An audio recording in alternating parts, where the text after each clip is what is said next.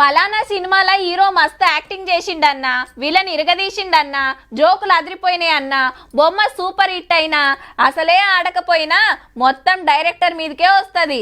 ఎందుకంటే సినిమా నడిపించేది అంతా ఆయన్నే కాబట్టి. అసొంటిది ఓ బుడ్డ సినిమా నడిచింది. ఇప్పటికైతే తీసింది ఎవలో తెలియదు, యాక్టింగ్ చేసింది ఎవలో తెలియదు, కానీ ఓ డైరెక్టర్ పేరైతే వినబడుతుంది. సమజ్గాలే కదా, చూడురిగా. డ్రగ్స్ కేసు అటు తిరిగి ఇటు తిరిగి డైరెక్టర్ క్రిష్ సార్కు చుట్టుకున్నది. మొన్న గచ్చిబౌలి రాడ్సన్ హోటల్లో డ్రగ్స్ గుంజుతుర్రని మతలా వందుతే పోయి బిజినెస్ మ్యాన్ వివేకానంద రెడ్డితో పాటు ముగ్గురిని అరెస్ట్ చేసిండ్రు కదా. గట్టిగా మందలిస్తే మొత్తం పూసగుచ్చినట్టు చెప్పిర్రట. అటెన్క కోర్టు బెయిల్ ఇస్తే విడుదల చేసిర్రు. అయితే డ్రగ్స్ సప్లై చేసిన వాళ్ళ ఫోన్ లో డైరెక్టర్ క్రిష్ గారి ఫోన్ నెంబర్ సుతున్నదట. ఆ దినం హోటల్కి కూడా పోయిండట. మరి సార్ గిట్లా గుంజిండా తెలియక పోయిండా అనేది తెలుసుకుంటానికో పారు పిలుచుకొని మాట్లాడే ఆలోచనలు ఉన్నారు పోలీసులు. లేలే డ్రగ్స్ గురించి నాకేం తెలియదు, పార్టీకి పోలే, మా దోస్తులుంటే కలిసి వచ్చినా ఆడ జరసేపు ఉన్నా అని సార్ అంటున్నమాట.